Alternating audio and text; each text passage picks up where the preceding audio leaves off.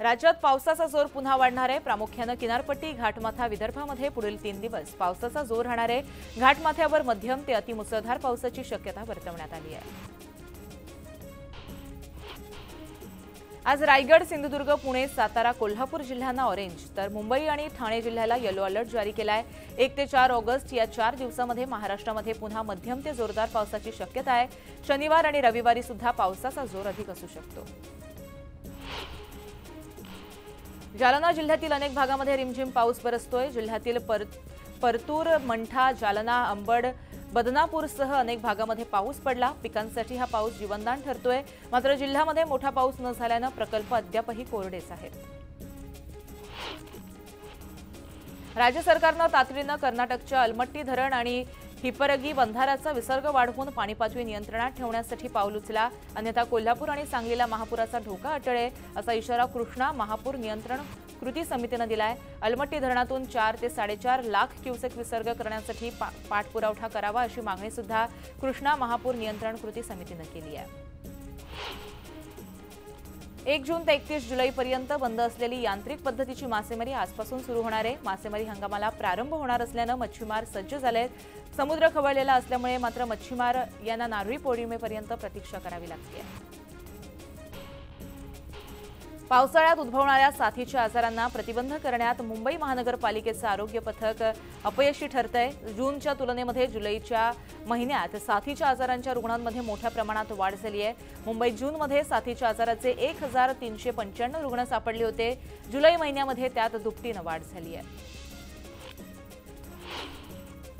कुलाबा ते सिव्ज मेट्रो 3 मार्गिका सुरू होण्यासाठी मुंबईकरांना आणखी प्रतीक्षा करावी लागण्याची चिन्ह आहेत।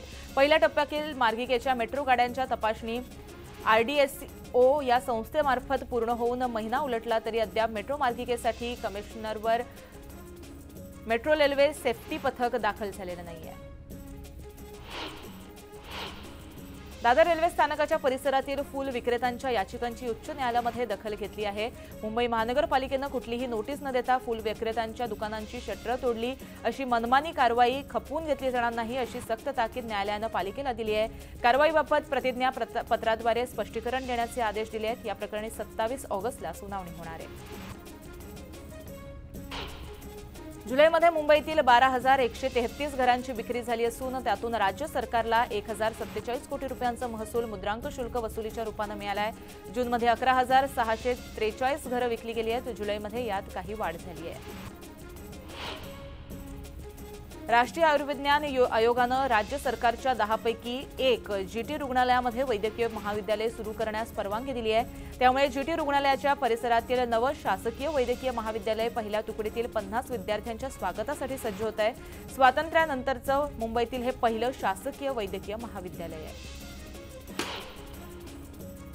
पिंपरी चिंचवड शहरातील विविध भागातील अनधिकृत बांधकामं, पत्रा शेड, हॉटेल, पब आणि बारवर कारवाई टाळाटाळ केल्याचा ठपका ठेवत अतिक्रमण निर्मूलन विभागाचे उपायुक्त 6 क्षेत्रीय अधिकाऱ्यांसह 9 जणांना नोटिसा बजावण्यात आल्या आहेत। तसंच नदीकाठच्या अतिक्रमणधारकांना अतिक्रमण काढून घेण्याबाबत महापालिका प्रशासनाने सूचना दिल्या आहेत। शहर पोलीस दलाच्या आस्थापनेवरील पोलीस शिपाई पदांच्या 262 जागांसाठी मैदानी चाचणी पूर्ण झाल्यानंतर आता 10 ऑगस्ट रोजी लेखी परीक्षा होणार आहे। त्यासाठी 2,989 उमेदवार पात्र ठरले आहेत तर मैदानी चाचणीत 12,000 उमेदवार बाहेर पडले आहेत। शिक्षण हक्क कायद्याअंतर्गत खासगी शाळांतील 25% राखीव जागांवरील प्रवेश प्रक्रियेला 5 ऑगस्टपर्यंत मुदतवाढ देण्यात आली आहे। त्यामुळे अद्याप प्रवेश न घेतलेल्या विद्यार्थ्यांच्या पालकांना दिलासा मिळाला आहे। वादग्रस्त IAS प्रशिक्षणार्थी पूजा खेडकर यांना अखेर दोषी ठरवण्यात आलंय। UPSCने पूजा खेडकर यांची उमेदवारी रद्द केली आहे। त्यांना भविष्यातील सर्व परीक्षा आणि निवडींमधून कायमच काढून टाकण्यात आलंय। पूजा खेडकर यांना 30 जुलैपर्यंत उत्तर देण्यासाठी वेळ देण्यात आला होता। त्यांचं उत्तर न मिळाल्यामुळे UPSCने ही कारवाई केली आहे। पूजा खेडकर अटकपूर्व जामीन अर्जावरती पटियाला हाऊस कोर्ट गुरुवारी अर्थातच आज 4 वाजता निकाल देणार आहे। या सुनावणीच्या वेळेस कोर्टामध्ये जोरदार खडाजंगी झाली। मी लैंगिक छळाची तक्रार दिल्यामुळेच माझ्या विरोधात हे कुभांड रचल्या गेल्याचं पूजा खेडकर यांनी कोर्टाला सांगितलं। यावेळेस सरकारी वकिलांनीही जोरदार युक्तिवाद केला। पूजा या कायम भूमिका बदलत होत्या म्हणून त्यांची कोठडीमध्ये चौकशी करण्याची गरज आहे असं सुद्धा मत व्यक्त केलं आहे। यूपीएससी फेरपडताळणी प्रकरणामध्ये धक्कादायक माहिती न्यूज 18 लोकमतच्या हाती लागली आहे। फेरपडताळणीमध्ये नाशिकमधून दिव्यांग प्रमाणपत्र मिळवलेल्या बाळू मरकड याचं दिव्यांग प्रमाणपत्र संशयाच्या भोवऱ्यामध्ये सापडलंय। बाळू मरकड याने यापूर्वी जोडलेल्या दिव्यांग प्रमाणपत्रामध्ये तब्बल 46% अपंगत्व असल्याचं दाखवलं होतं, मात्र फेरपडताळणीमध्ये केवळ 10 ते 15% दिव्यांग असल्याचं समोर आलंय।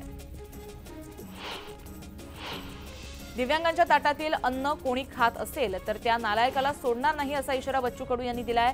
बनावट दिव्यांग प्रमाणपत्रावरती कारवाई केली नाही तर 9 ऑगस्ट नंतर प्रहार संघटना हंटर मारो आंदोलन सुरू करेल असा इशारा त्यांनी दिलाय।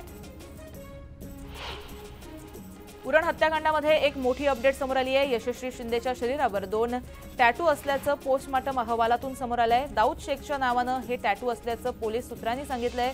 पोलीस या टॅटू आर्टिस्टच्या शोधामध्ये असून ते टॅटू संमतीनं काढले की जबरदस्तीनं याचा शोध घेत आहेत। जालन्यात तलवारीचा मोठा साठा स्थानिक गुन्हे शाखेनं जप्त केलाय। अमृतसरहून तलवारीचं पार्सल हे येणार असल्याची गोपनीय माहिती स्थानिक गुन्हे शाखेला मिळाली होती।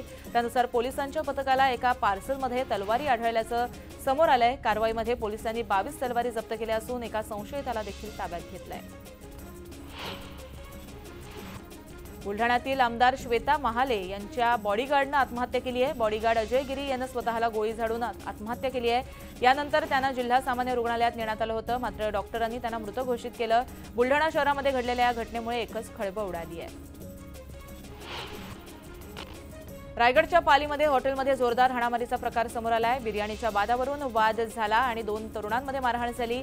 एक तरुण यामध्ये बेशुद्ध झाल्याचं दिसून आलंय, त्यामुळे पोलीस आरोपीचा शोध घेत आहेत। राजकारणात एकतर तू राहशील नाहीतर मी राहीन असं म्हणत उद्धव ठाकरेंनी देवेंद्र फडणवीसांना खुलं आव्हान केलंय। सर्व सहन करू, जिद्दीनं उभा राहिलोय, सरकार गेल्यावर तिघही आपापल्या गावी जातील असा हल्लाबोल उद्धव ठाकरेंनी केलाय। आज माझ्याकडे पक्षचिन्ह पैसा काहीच नाहीये, पण शिवसैनिकांच्या हिमतीवर मी लढणार असं उद्धव ठाकरेंनी महायुतीला आव्हान दिलंय। उद्धव ठाकरेंची भाषा त्यांची वैफल्यग्रस्त अवस्था दर्शवत असल्याचा टोला सुधीर मुनगंटीवार यांनी लगावलाय। खुर्ची दूर जाताना दिसत असून कोणीही उद्धव ठाकरे यांना मुख्यमंत्री घोषित करायला तयार नाही, म्हणूनच त्यांचा संताप झाल्याचं ते म्हणाले। शिवसेना गंजलेली नाही, तळपती तलवार आहे असं वक्तव्य उद्धव ठाकरेंनी केलं। लोकसभेमध्ये आपण असे नडलो की पंतप्रधान नरेंद्र मोदींना घाम फोडला, आता विधानसभेमध्ये उरली सुरली गुरमी उतरवतो असं थेट इशारा उद्धव ठाकरेंनी सत्ताधाऱ्यांना दिला आहे। मोदींची गुरमी उतरवणारे तुम्ही कोण ते जनता ठरवेल। 36 पक्ष एकत्र येऊनही तुम्ही 240 पार करू शकले नाहीत, त्यामुळे तुम्ही गुरमी उतरवण्याची भाषा करू नका असा टोला मुनगंटीवार यांनी उद्धव ठाकरेंना लगावलाय। जनतेचं तुम्हाला पॉवर ऑफ अटर्नी दिलेली नाही हे देखील लक्षात घ्यावं असं ते म्हणाले।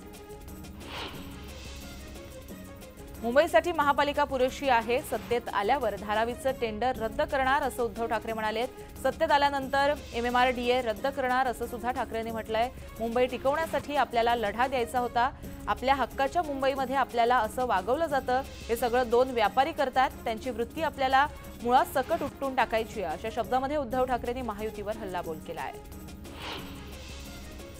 उद्धव ठाकरेंची मानसिक दिवाळखोरी जनतेला समजली आहे, जनता आता तुम्हाला सोडणार नाही असा इशारा चंद्रशेखर बावनकुळे यांनी दिलाय। समाजात तेढ निर्माण करण्याचं काम ठाकरे करत असल्याचा टोला देखील त्यांनी लगावलाय।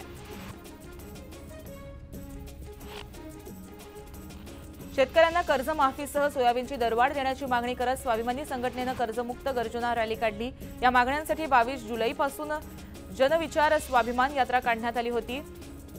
वाशीमध्ये याची सांगता करताना कर्जमुक्ती गर्जना रॅली काढण्यात आली। गणेश उत्सवासाठी कोकणामध्ये 4300 जादा बसेस सोडण्यात येणार आहेत। प्रवाशांचं ऑनलाईन बुकिंगही घेण्यात येणार आहे। 2 सप्टेंबरपासून मुंबई, ठाणे, पालघर या विभागातील प्रमुख बसस्थानकातून या जादा बसेस सोडण्यात येणार आहेत। अंबरनाथ शहराच्या वेशीवरती असलेलं जांभूळ गाव हे आता जांभळाचं गाव म्हणून ओळखलं जाणार आहे। या गावामध्ये 10 हेक्टर जमिनीवरती 10,000 जांभळाची झाडं लावण्यात येणार आहेत, तर 3,000 बांबूच्या वृक्षांसाठी लागवड करण्यात येणार आहे। त्यासाठी 13,000% हे खड्डे जे आहेत ते खणण्यात आले आहेत। जांभूळ ग्रामपंचायत काही कंपनींच्या मदतीनं हा उपक्रम राबवणार आहे। कल्याण मुरबाड नगर महामार्गावरती खड्ड्यांचं साम्राज्य दिसून येत आहे। ड्रोनच्या माध्यमातून या महामार्गाची दुर्दशा समोर आली आहे। कल्याण तालुक्यातील रायते, कांबा या भागामध्ये रस्ते खड्ड्यात गेल्याचं पाहायला मिळतंय।